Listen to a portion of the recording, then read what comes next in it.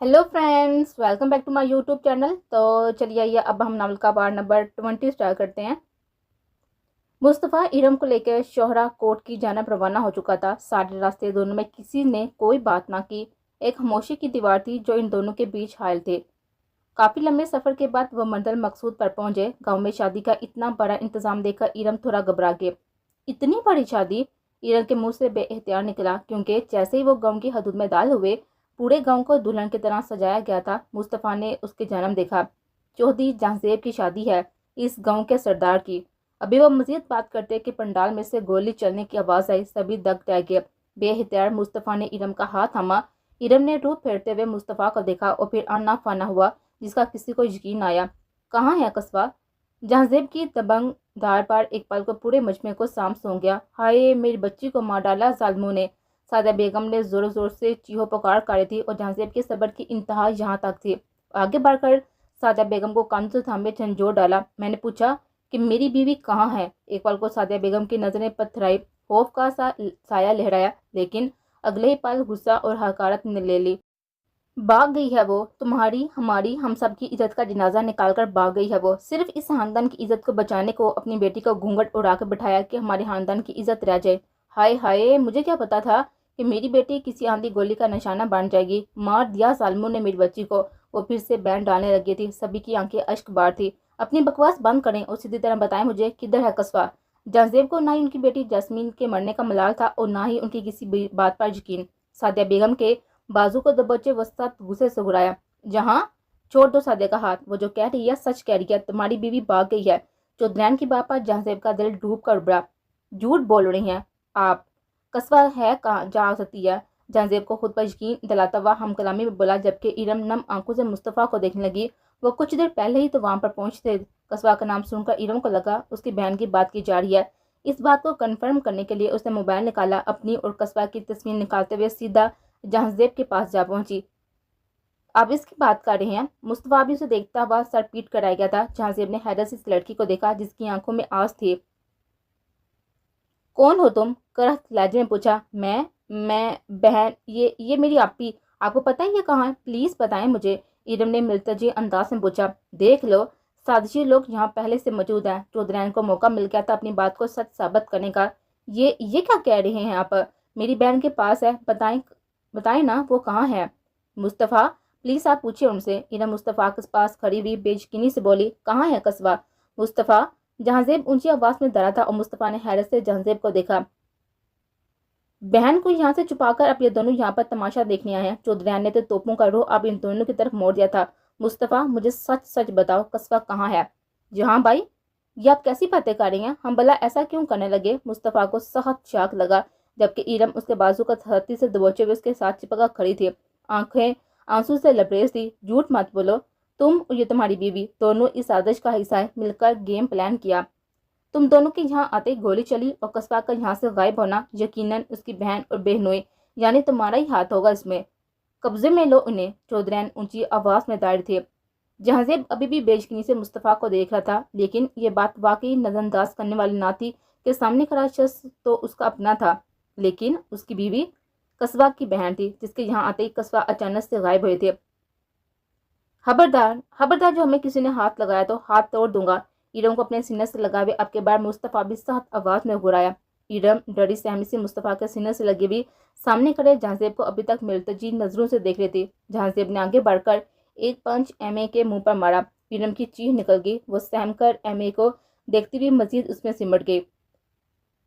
MK ने एक हाथ इरम की कमर में हाल किया हुआ था, जबकि दूसरे हाथ से अपने होंठ से निकलता हुआ खून साफ किया और दुखी नजर से जहांजेब को देखते हुए सर नफी में हिलाया। याद रखना, अगर मुझे जरा भी यह मालूम हुआ कि कस्बा के गायब होने के पीछे तुम दोनों का हाथ है, तो मैं भूल जाऊंगा कभी तुम्हें भाई कहा था। जहांजेब ने उंगली उठाते वार्न करते हुए कहा। और अगर यह साबित हुआ कि इसमें हमारा कोई हाथ नहीं है, तब आप क्या करेंगे? मुस्तफ़ा ने सख्त लहजे में पूछा, लेकिन अदब व लिहाज का दामन ना छोड़ा। एक पल को जहांजेब चुप सा हुआ था, जबकि मुस्तफ़ा ने एक सख्त नजर चौधरी पर डाले, जिन्होंने जहांजेब के दिमाग में ये सब डाला था। जब ये सब पता चल जाएगा ये हम पर इल्ज़ाम है, तो जिसने ये साजिश रची है ना, उसे अब कड़ी से कड़ी सजा देंगे। जहाँ भाई, मुस्तफ़ा ने धीमे लहजे में कहर बड़ी नजरें चौधरी पे करते हुए कहा। वो गुस्से से पहलू बदल कर आए। ले जाओ उन्हें और कैद खाने में डाल दो। वो ऊंची आवाज में बोलती अपना रोब व दबदबा जितारती और मुस्तफ़ा और इरम को कैद में डालने का हुक्म दिया गया था। जबकि बड़ी हवेली में हर तरफ एक कहराम मच गया था। शादी वाला घर अचानक ही मातम गदा बन गया था। जहाँ कुछ देर पहले बैंड बाजे की आवाजें गूंज रही थी, अब हर तरफ चीहो पुकार थे। कुछ देर पहले जहाँ लोग शादी का खाना खाने आए थे, अब वहां पर मैयत पड़े थे। जवान लड़की का यूं सरेआम कत्ल, वो भी सरदार की बीवी का निशाना लिया गया था। यह सब सरदार जहांजेब चौधरी की सरदारी पर एक बहुत ही बड़ा सवालिया निशान था। जहांजेब इस वक्त बिल्कुल खामोश करा था। हर तरफ गहमा गहमी थी। उसे अभी भी यकीन नहीं आ रहा था कि कस्बा वहां पर नहीं थे। उसे यही लग रहा था कि वह जरूर उसके साथ कोई मजाक कर रही है, अभी कहीं से हंसती हुई आएगी और उसके गले लग जाएगी। लेकिन ये सब जहांजेब की हाम हयाली थे। पुलिस वहां पर पहुंच गई थी। वो लाश को पोस्टमार्टम के लिए लेकर जाना चाहते थे। हरगिज नहीं, मेरी बेटी को किसी ने छुआ भी तो मैं उसे मार डालूंगी, सादिया बेगम ने रोते हुए चिल्लाई। सभी ने तहम पड़ी हुई नजर उन पर डाली। इंस्पेक्टर फराज, आप लाश को ले जाएं। जहांजेब ने सहती चेहरे पर लाए हुए इजाजत दी। बिल्कुल नहीं, उससे पहले कि पुलिस कार्रवाई करती चौधरी ने हाथ उठाते गुस्से से न रोका। आज तक हमारे गाँव का कोई भी फैसला कोर्ट कचहरी में नहीं हुआ और आगे भी कभी नहीं होगा। मेरा पोता, मेरा जानशी सरदार जहांजेब चौधरी इतना कमजोर नहीं हुआ कि अब वो अपने फैसले अदालतों को सौंपे। एक कटली नजर जहांजेब पर डाली, जो उन्हें हाली हाली नजरों से देख रहा था। चौधरी ने जहांजेब की आंखों में बगावत देख ली थी। वो धीरे धीरे चलती हुई उसके करीब आई। अगर पुलिस को शामिल करना ही है तो वो जो 2 कैदी कारागार में बंद हैं उन्हें भी पुलिस के हवाले करो, ताकि पता चले कि इस सब के पीछे इन दोनों का हाथ है। चौधरी जहांजेब को क्या बावर करवाना चाहती थी, जहांजेब अच्छे से समझ रहा था, इसलिए माथे पर बर डाले वो पुलिस ऑफिसर को लिए हुए हवेली के बैरूनी हिस्से की जाना बढ़ गया। इस मामले को वहीं पर खत्म करता वापस मुड़ा था कि अचानक उसकी नजर एक चमकती हुई चीज पर जा ठहरी। जहांजेब ने उठाया तो वो एक झुमका था। मेरी जिंदगी के मालिक, मेरे दिल पर हाथ रख दे, तेरे आने की खुशी में मेरा दम न निकल जाए। बहुत खूबसूरत लग रही हो, कस्बा के कान की रो को लब्बों से छूते हुए उसके सिमटने में मजबूर कर रहा था। उसके जिस्म का धीरे धीरे लजरता हुआ जहांजेब के जिस्म को हवा दे रहा था। जहां उसके नाजुक लब्बों को थरथराना जहांजेब की गर्दन की गिल्टी डूब कर उबड़ी। उसके गालों को छूते उसका चेहरा अपने करीब किया। उसके माथे पर अपने सुलगते हुए लब रखता वो खुद भी सुकून महसूस कर रहा था। कस्बा भी अपने अंदर सुकून उतरता महसूस कर रहे थे। धीरे से पलकें उठाई तो वो लज रही थी। उसकी पलकें जहांजेब को अपनी तरफ खींच रही थी। धीरे से लब उसके पलकों पर रखते उसके गालों पर लब रखता हुआ अपने दिल को तकवीत पहुंचा रहा था। लबों की हल्की सी सरसराहट उसके धड़कनों का इर्तिशाब बढ़ता जा रहा था। जहां नहीं, वह घबरा कर पीछे घोटी। गहरा सांस बढ़ गई तो जहांजेब ने खींच कर उसे साथी से अपने सीने में भिजा। कस्बा, अब वो मजीद दूरी नहीं सह जाती, तुम्हारी रूह में अब मजीद दूरी नहीं सही जाती, तुम्हारी रूह में उतरना चाहता हूँ। वो जज्बात से लबरेज होते बोझे लहजे में बोला तो कस्बा की नजरें झुके, जैसे वो अब जहाँ के मजीद करीब सहने की हिम्मत ना जुटा पा रही हो। जहाँ ने आगे बढ़कर घूंघट उस पर से उड़ाया, उसके माथे पर प्यार की मोहर साबित की। एक शर्मगीन मुस्कुराहट ने कस्बा के लबों का अहाता किया। शाम को मुलाकात होगी। बहुत मुश्किल से उसके हसीन सरापे से नजरें चुराते हुए बाहर निकला था। नहीं जानता था कि वो आखिरी बार उसको देख रहा था, वरना उसे छोड़कर कभी बाहर ना जाता। झुमका हाथ में थामे वो दरवाजे की जानिब बढ़ा। इस गेट को पार करके वो गई थी। किस दिल से वो इस सुनसान सड़क को देख रहा था। कहाँ जा सकती है वो? बज़ाहिर वो पुरसुकून खड़ा था, लेकिन दिल में अजीब सी खुबली थी। पीछे पलटा तो बुढ़ना से ठटका। उसे याद आया कि पिछले माह उसने यहाँ पर स्पाई कैमरा लगवाया था। जरूर इसमें कुछ ना कुछ कैप्चर हुआ होगा। मोबाइल जेब से निकालता वो अपने करीबी और वफादार आदमी को कॉल करता, सब समझाता हुआ अंदर दाल हुआ कि उसके कदम ठटके। हाय मेरी बच्ची की किस्मत, कैसा नसीब है। पहले वो लड़की इसका नसीब खा गई, आज उसके हिस्से की गोल भी खा ली मेरी बच्ची ने। हाय, वह वही होती तो वो मर जाती, मेरी बच्ची तो जिंदा रहती। सादिया बेगम के बयान डालने पर जहांजेब ने चौंक कर उनको देखा। उनकी कही बात पर जहांजेब के दिमाग में क्लिक हुई। गोली दुल्हन के लिए थी, मतलब कस्बा के लिए, और कस्बा की जान को अभी भी खतरा था। वो साथी से आंखें मीच गया। सादिया, यह सब अल्लाह की तरफ से हुआ है। जो कोई किसी दूसरे के लिए गराक होता है ना, खुद इसमें जाकर गिरता है। तुम्हारा और तुम्हारी बेटी का यही हाल था। उसने कस्बा की जगह लेनी चाहिए। देखो अल्लाह ने कैसा सबक दिया।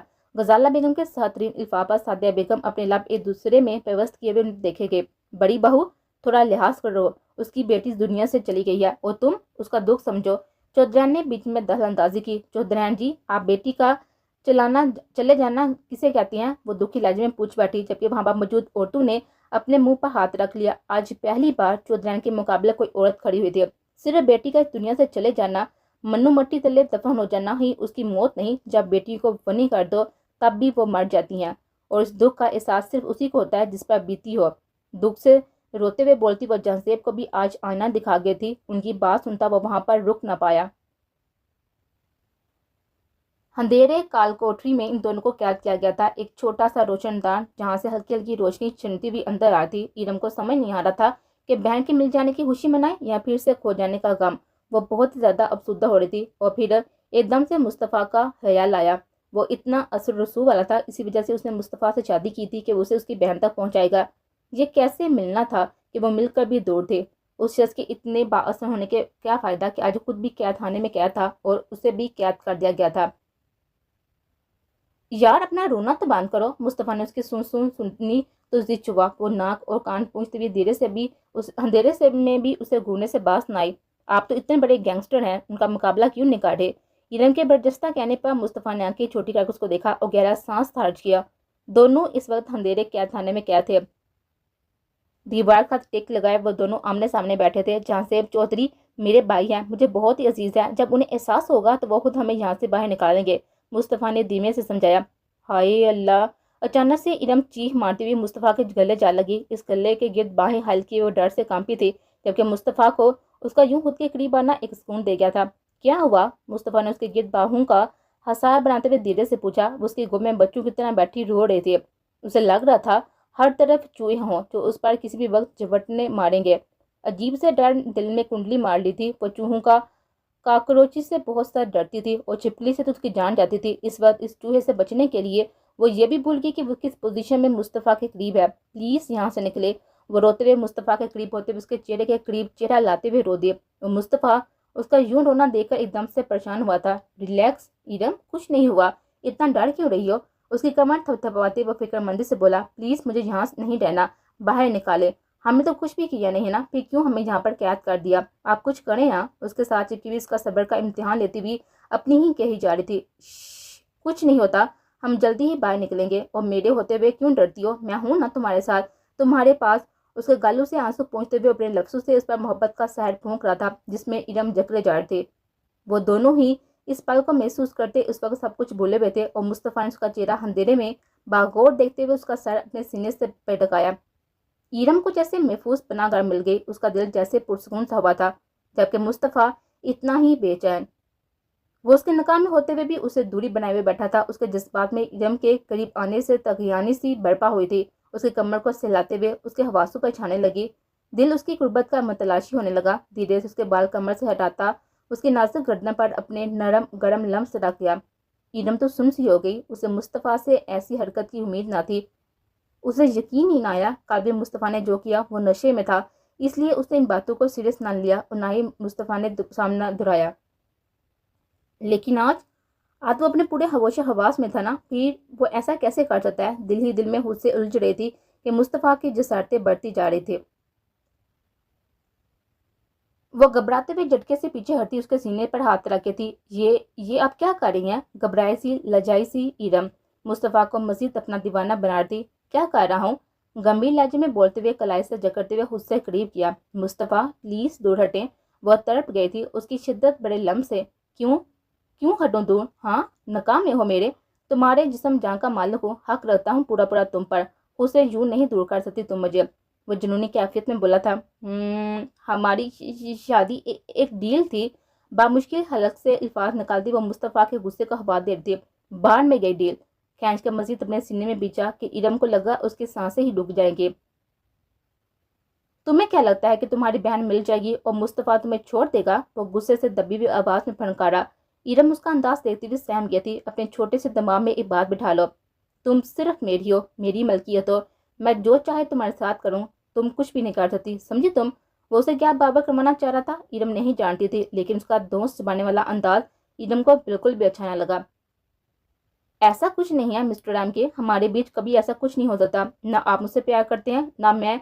इस रिश्ते का कोई भी अंजाम नहीं होगा। एंड एट द एंड हम जुदा होंगे। कहते हुए इरम का लहजा रोन गया था। वो मजीद कुछ कहती कि एमके ने उसके सांसों पर काबज होते हुए उसके लफ्ज़ों को ही चुन लिया। वो बे आप माही की तरह तड़पे और मुस्तफ़ा को उसे दूर करना चाहा, लेकिन उसकी मजामत पर मुस्तफ़ा का लम्स जुनूनियत इख्तियार कर गया। उसकी शिद्दत के आगे वो नाजुक लड़की हिम्मत हार गई थी। आंसू टूट के गालों पर गिरे तो मजामत पे तर कर दिए।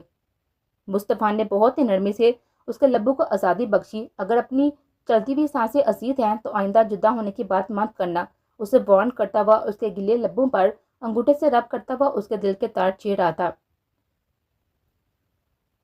شرم و حفت کے مارے ارم کا ساڑی نہیں اٹھ رہا تھا۔ اس کی نظروں کے حصار سے نکلنے کے لیے اپنی ناہموار تنفس کو درست کرتی ہوئی اس کے سینے میں جا چھپی، اور مصطفیٰ نے کسی قیمتی متاع حیات کی طرح اسے اپنی باہوں میں سمیٹا۔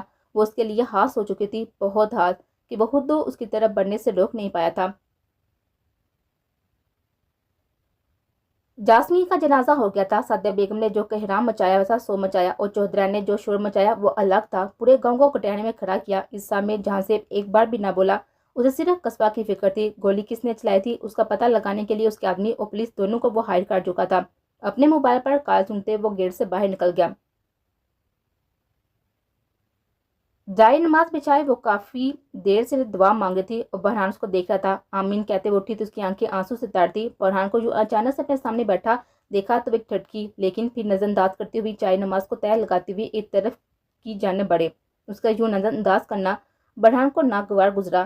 اپنے گھر والوں کے لیے بھی دعا مانگ لو، انہیں اشد ضرورت ہے دعاؤں کی۔ اپنی کلائی سے گھڑی اتار کر ایک طرف رکھتا وہ سرسری سی انداز میں بولا۔ اس کی بات پر وہ چونکتی، وہ رکی اور پلٹ کے اس کی جانب آئی۔ کیا کہنا چاہتی ہیں آپ؟ پری کے ماتھے پر دو پل پڑے۔ بحران اپنی جگہ سے اٹھ کھڑا ہوا، اس کے مقابل آیا۔ وہی جو تم نے سنا، تمہاری بائی کا ولیمے کا فنکشن اس وقت ماتم کدہ بن چکا ہے۔ جہاں خوشیوں کا راج تھا نا، اس وقت وہاں پر آؤ بکا چل رہی ہے، اور تم اس گھر کی بیٹی تھی نا، تمہاری تو دعائیں لگیں گی نا ان کو، تو دعا کرو ان کو کہ تمہاری دعاؤں کی ضرورت ہے۔ کہتے ہی بحران پلٹا کہ اس کے سامنے آئی۔ آپ یہ کیا کہہ رہے ہیں؟ مجھے کچھ سمجھ نہیں آ رہا، پلیز بتائیں نا۔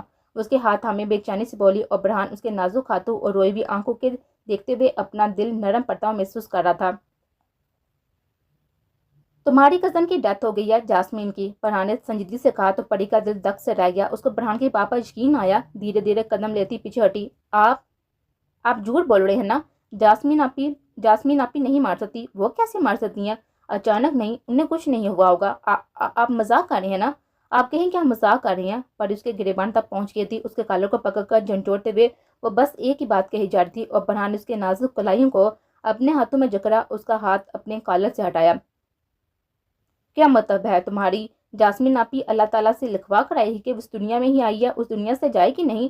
سب نے ایک دن مرنا ہے، تو نے بھی مرنا ہے، اور میں نے بھی، اور وہ بھی مار چکی ہے۔ ہاں، یہ البتہ اور بات ہے کہ جو اس نے کیا وہ بہت ہی غلط تھا۔ تمہارے بھائی کی دلہن بن کر بیٹھ گئی، گھونگھٹ اوڑھ کر، اور ایک انجانی گولی کا نشانہ بنتے اللہ کو پیاری ہو گئے۔